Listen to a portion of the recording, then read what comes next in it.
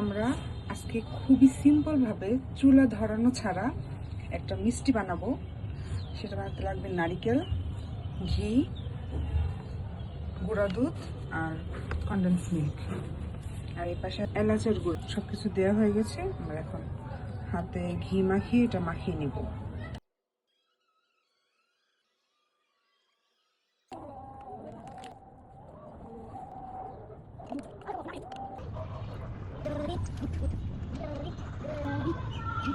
চুলা ধরানো ছাড়া তৈরি হয়ে গেল এই মজাদার একটা মিষ্টি।